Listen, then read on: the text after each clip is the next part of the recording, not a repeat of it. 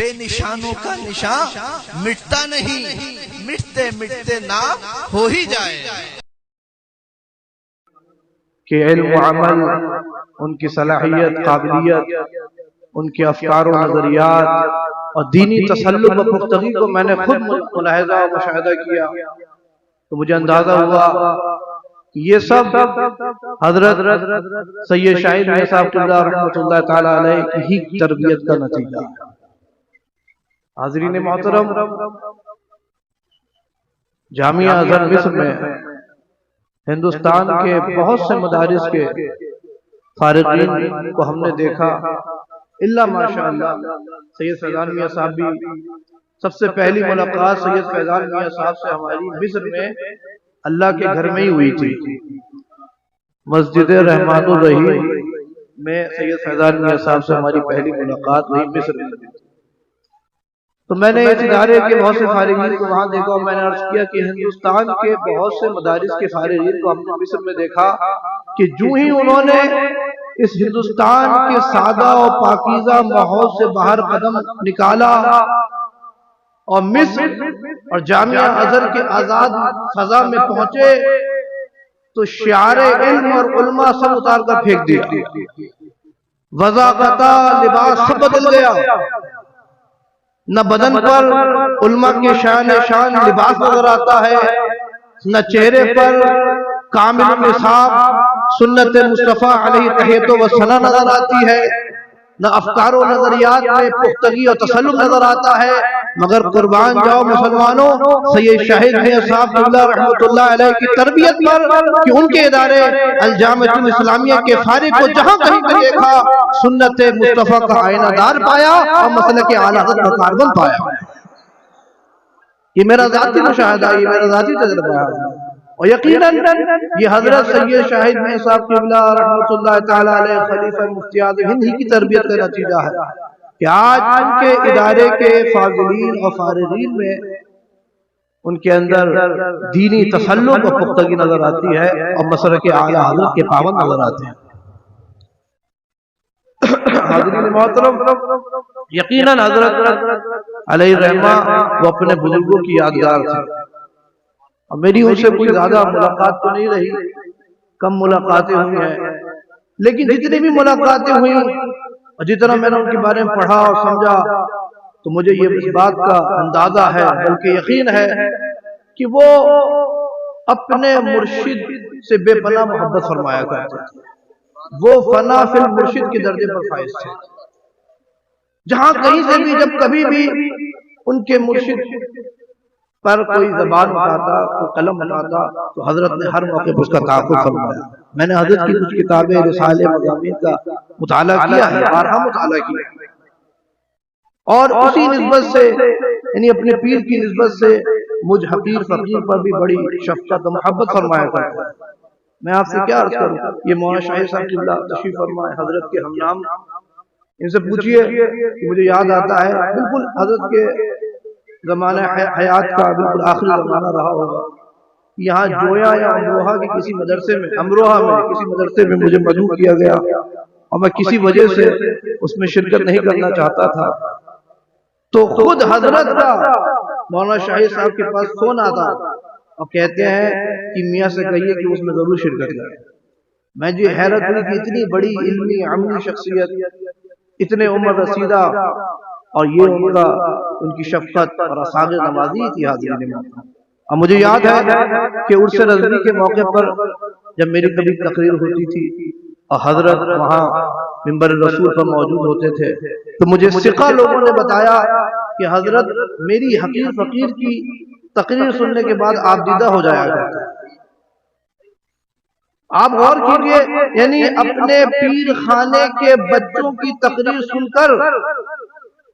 ان کے آنکھوں سے آنسو جاری ہو جایا کرتے تھے، تو آپ اندازہ لگائیے کہ ان کو اپنے مرشد سرکار مفتی اعظم سے کتنی محبت رہی ہوگی۔ وہ فنا فی المرشد کے درجے پر فائز، اور میں عرض کروں کہ انہوں نے جہاں گئے انہوں نے مسلک اعلی حضرت کا علم بلند کیا، دین کا علم بلند کیا۔ اور میں اگر یہ کہوں کہ انہوں نے مسلک اعلی حضرت کسی تعلیم ہی نہیں دی مسلک اعلیٰ حضرت کو صرف پڑھایا ہی نہیں تھا بلکہ مسلک اعلیٰ حضرت رضا کا مسلک پلانے والی ذات کا نام سید شاہد میاں صاحب۔ وہ مسلک اعلیٰ حضرت رضا کا مسلک پلایا کرتے تھے، رضویت پلایا کرتے تھے۔ ارے تو نے پی کتابوں سے، میں نے پی نگاہوں سے، بڑا فرق ہے ساقی تیرے میرے پینے۔ نگاہ مرد مومن میں وہ تاثیر دیکھی، بدلتی ہزاروں کی تقدیر دیکھی۔ وہی ایسے مرد مومن تھے کہ جن کے نگاہ کرم سے ہزاروں کی زندگیاں بدل گئی۔ ڈاکٹر اقبال نے ایک مرد مومن کی شان میں کہا کہ جس سے جگر لالا میں ٹھنڈک ہو وہ شبنم، دریاؤں کے دل جس سے دہل جائے وہ طوفان، اور قہاری و غفاری و قدوسی و جبروت، یہ چار عناصر ہوں تو بنتا ہے مسلمان۔ اور حضرت سید شاہد میاں صاحب رحمۃ اللہ تعالی علیہ کی ذات میں قہاری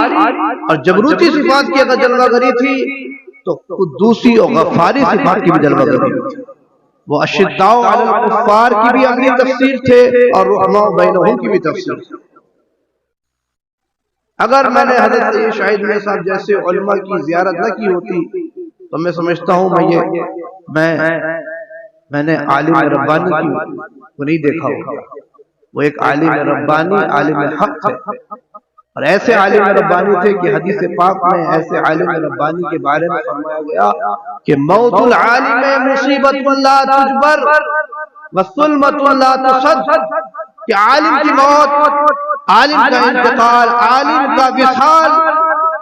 وہ ایسی مصیبت ہے جو کبھی دور نہیں کی جا سکتی، اور دین میں ایسا رکھنا ہے جو کبھی نہیں بھرا جا سکتا، کبھی پر نہیں ہو سکتا۔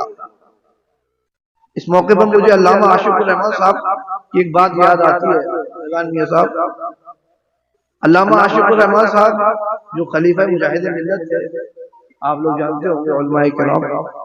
انہوں نے اس حدیث پاک کی بڑی اپنے انداز میں، ان کا جو انداز تھا، ان کا جو لہجہ تھا، ان کا سلوک تھا، اس کی تشریح فرمائی۔ انہوں نے کہا کہ حدیث پاک میں جس عالم کی موت کو دین میں رکھنا قرار دیا گیا ہے، اس سے یہ آج کے زمانے کے نام نہاد علماء مراد نہیں۔ وہ کہتے ہیں بھئی آج تو ہر سند یافتہ اپنے آپ کو عالم سمجھتا ہے۔ وہ کہتے ہیں کہ بھئی آج ہندوستان بھر میں سینکڑوں ہزاروں مدارس موجود ہیں، اور ہر مدرسے سے ہر سال 5، 6، 10، 15 بچے ہر سال فارغ و فاضل ہو رہے ہیں، سب کو عالمیت و فضیلت کی دستار دی جا رہی ہے۔ انہوں نے کہا کہ ان سے یہ نام نہاد عالم مراد نہیں، انہوں نے کہا کہ اس سے وہ عالم ربانی مراد ہے کہ جس کے کردار میں، گفتار میں اللہ کی برہان نظر آئے، اور انہوں نے مثال میں جس شخصیت اور جس ذات گرامی کو پیش کیا وہ کوئی اور نہیں، ہم سب کے، ہمارے اور آپ کے شیخ حضرت سرکار تاج الشریعہ کی ذات گرامی۔ انہوں نے فرمایا کہ تاج الشریعہ جیسے عالم ربانی کے انتقال سے دین میں ایسا رکھنا پیدا ہو جاتا ہے جو کبھی بھرا نہیں جا سکتا، کبھی پر نہیں ہو سکتا۔ تو میں یہاں پر اضافہ کرنا چاہتا ہوں کہ حضرت سید شاہد میاں صاحب رحمۃ اللہ تعالی علیہ بھی ایسے ہی عالم ربانی تھے، ایسے ہی ایک عالم حق تھے کہ جن کے انتقال سے، جن کے وصال سے دین میں ایسا رکھنا پیدا ہو جاتا ہے وہ کبھی پر نہیں ہونے والا۔ حاضرین محترم، لیکن یہاں پر میں ایک بات اور عرض کروں گا کہ آج بہت سے بزرگ رخصت ہو رہے ہیں، یہ کے بعد دیگرے اس دنیا سے رخصت ہو رہے ہیں، مگر ان کی نیابت اور جانشینی کا حق ادا کرنے والا ان کے جانشینوں میں، ان کے اخلاق میں کوئی نظر نہیں آ رہا۔ یعنی آپ غور کریں یہ 15-20 سالوں میں سرکار مفتی اعظم ہند کے یعنی کتنے خلفاء جو اپنے انتقال کر گئے، اللہ کو پیارے ہو گئے، جو اپنے اپنے علاقوں میں، اپنے شہروں کے قاضی تھے، اپنے اپنے علاقوں میں دین و سنت کی خدمت انجام دے رہے تھے، مگر ان کے بعد میں نے اپنی نظر کوتاہ سے دیکھا الا ماشاءاللہ، ورنہ زیادہ تر یہ حال ہے کہ ان کے بعد ان کے جانشین ان کی جگہ کو پر کرنے کی صلاحیت نہیں رکھتے، مگر الحمدللہ میں یہ بات کہنے میں حق بجانب مجھے ذرا بھی باک نہیں ہے، اور میں یہ ان کے سامنے سید فیضان میاں کے سامنے مجھے کیا کہنا، میں تو اپنی ذاتی مجلس محفل میں بھی کہتا ہوں کہ حضرت سید شاہد میاں صاحب کی بات ان کے صاحبزادے سید فیضان میاں صاحب مدد اللہ العالی نے ان کی جگہ کو بہت حسن و خوبی کے ساتھ پورا کیا۔ یہ بات اس میں کوئی دو رائے نہیں۔ حاضرین محترم، اعلیٰ حضرت کے بعد آج ہم اور گروہ علماء گویا چوتھی جنریشن ہے، یعنی اعلیٰ حضرت کے بعد اعلیٰ حضرت کے خلفاء، اعلیٰ حضرت کے تلامذہ اور اعلیٰ حضرت کے شاگردوں کا دور شروع ہوتا ہے۔ تو ان کے جو نائبین تھے آپ دیکھیں گے اگرچہ اعلیٰ حضرت جیسا تبحر تو نہیں تھا، مگر انہوں نے سرکار اعلیٰ حضرت کی نیابت کا حق ادا کیا، اور ہر میدان میں اعلیٰ حضرت کے نائبین نظر آئیں گے، میدان فقہ میں نظر آئیں گے، میدان افتاء میں نظر آئیں گے، میدان دعوت و تبلیغ میں نظر آئیں گے، میدان مناظرہ میں نظر آئیں گے، فکر و تدبر اور سیاسی بصیرت میں اعلیٰ حضرت کے نائبین نظر آئیں گے۔ کہیں حضرت اسد الشریعہ نظر آئیں گے، کہیں حضرت اسد اللہ فاضل نظر آئیں گے، کہیں مبلغ اسلام علامہ عبدالعلیم میرٹھی نظر آئیں گے، کہیں پر حضرت سید سلیمان اشرف بہاری نظر آئیں گے، کہیں حضرت ملک العلماء علامہ ظفر الدین بہاری نظر آئیں گے، کہیں حضرت شیر بشر سنت نظر آئیں گے۔ تو یہ آپ دیکھیں اعلیٰ حضرت کے بعد اعلیٰ حضرت کے جانشینوں نے، نائبین نے اعلیٰ حضرت کی نیابت کا کتنے حسن و خوبی کے ساتھ ان کی نیابت کا اور جانشینی کا حق ادا کیا۔ لیکن پھر اس کے بعد دیکھیے اعلیٰ حضرت کے خلفاء کے بعد اعلیٰ حضرت کے خلفاء کے اذان ہوتا کے بعد پھر اعلیٰ حضرت کے خلفاء کا دور شروع ہوتا ہے، اعلیٰ حضرت کے تلامذہ کا دور شروع ہوتا ہے، اعلیٰ حضرت کے شاگردوں کا دور شروع ہوتا ہے۔ تو یہاں بھی ہم دیکھتے ہیں کہ اعلیٰ حضرت کے تلامذہ ان بزرگوں نے بھی اپنے بزرگوں کی نیابت کا کافی حد تک حق ادا کیا۔ کہیں پر حضرت حافظ ملت نظر آتے ہیں، کہیں حضرت مجاہد ملت نظر آتے ہیں، کہیں حضرت فقیہ ملت نظر آتے ہیں، کہیں حضرت شارح بخاری حضرت مفتی شریف الحق صاحب رحمۃ اللہ تعالیٰ علیہ نظر آتے ہیں، کہیں حضرت مفتی اعظم خانپارہ مفتی رجب علی صاحب رحمۃ اللہ تعالیٰ علیہ نظر آتے ہیں، حضرت تاج الشریعہ کی تو عظیم شخصیت اور حضرت شاہد میاں صاحب رحمۃ اللہ تعالیٰ علیہ نظر آتے ہیں۔ یہ تھا اعلیٰ حضرت کے خلفاء کا دور، اعلیٰ حضرت کے تلامذہ کا دور، اعلیٰ حضرت کے شاگردوں کا دور، اور آج جس دور میں ہم جی رہے ہیں یہ گویا اعلیٰ حضرت کے خلفاء کا دور، اعلیٰ حضرت کے تلامذہ کا دور ہے، اعلیٰ حضرت کے شاگردوں کا دور ہے۔ تو ہم دیکھتے ہیں کہ آج کوئی بھی بزرگ ہستی اپنی جگہ خالی کرتی ہے تو اس کو پر کرنے والا کوئی نظر نہیں آتا، اور آج تو ایسا محسوس ہوتا ہے کہ یہ حدیث پاک میں جو فرمایا گیا کہ آخری زمانے میں علم اٹھا لیا جائے گا، اور فرمایا حدیث پاک میں کہ علم ایسے نہیں اٹھایا جائے گا کہ علماء کے سینوں سے چھین لیا جائے، فرمایا ان اللہ لا ينتزع العلم انتزاعا ينتزعه من العباد ولكن يقبض العلم بقبض العلماء حتى اذا لم يبق عالما اتخذ الناس رؤوسا جحالا فسئلوا فافتوا بغير علم فضلوا واضلوا۔ حدیث میں فرمایا گیا کہ آخری زمانے میں علم اٹھا لیا جائے گا، اور فرمایا گیا کہ علم اسی طرح نہیں اٹھایا جائے گا کہ علماء کے سینوں سے چھین لیا جائے، بلکہ فرمایا کہ علماء کو اٹھا کر علم کو اٹھا لیا جائے گا، یہاں تک کہ جب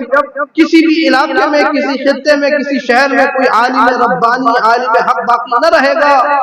تو لوگ جاہلوں کو اپنا سردار، آقا اور سید اور بڑے بڑے منصب اور عہدے اسے دے دیں گے، فسئلوا پھر اسے سوال کریں گے، فافتوا بغیر علم تو وہ بغیر علم کے فتویٰ دیں گے، فضلوا واضلوا خود بھی گمراہ ہوں گے اور دوسروں کو بھی گمراہ کریں گے۔ آپ غور فرمائیے آج اس حدیث پاک اور غیب دان نبی کا ایک حرف سچا ثابت ہوتا ہوا نظر نہیں آتا، اس کی مزید تشریح و تمثیل کرنے کی ضرورت ہے؟ مگر حاضرین محترم، میں یہ بات عرض کرتا ہوں کہ حضرت سید شاہد میں صاحب رحمۃ اللہ تعالیٰ علیہ کے بعد ان کے خلف نے ان کی جگہ کو یقیناً پر کیا، اور اللہ تبارک و تعالیٰ انہیں ان کا نعم البدل بنائے، سچا جانشین بنائے، اور یہ جو طلبہ یہ جو فارغ ہو رہے ہیں عالم دین، مولا تعالیٰ ان کو بھی اپنے بزرگوں، اپنے اسلاف کا سچا نائب، سچا جانشین بنائے، ایک عالم ربانی، عالم حق بنائے۔ اور میں ان سے بات عرض کروں گا کہ محض فارغ ہو جانے کو عالم ہونا نہ سمجھیے گا۔ اگر کوئی یہ سمجھے کہ میں فارغ ہو گیا یعنی میں مطالعے سے فارغ ہو گیا، میں کتب بینی سے فارغ ہو گیا، تو وہ اس پر مسمى ہو جائے گا، وہ فنش ہو جائے گا، فارغ ہی ہو جائے گا۔ فارغ ایک طالب علم ساری زندگی طالب علم رہتا ہے، ساری زندگی طلب علم میں مصروف رہتا ہے۔ حدیث پاک میں فرمایا گیا حریصان لا یشبعان، دو حریص ایسے ہیں جن کا پیٹ کبھی نہیں بھرتا، حریص الدنیا اور حریص العلم۔ ایک دنیا کا حریص ہے کہ دنیا کا حریص کبھی کبھی پیٹ نہیں بھرتا، اور ایک علم کا حریص ہے کہ علم کے حریص کبھی کبھی پیٹ نہیں بھرتا۔ اللہ تبارک و تعالیٰ ان کو عالم ربانی بنائے، عالم حق بنائے، اور ہمارے بزرگوں کے امثال ان میں پیدا فرمائے، اور یہ جہاں بھی جائیں اپنے ادارے کا، اپنے اساتذہ کا نام روشن کریں۔ یہ چند باتیں فی الحال میرے ذہن میں مستحضر آئیں، میں نے آپ کی گوش گزار کر دی۔ اللہ تبارک و تعالیٰ خیر فرمائے، کرم فرمائے، آمین برحمتک یا ارحم الراحمین، وما علینا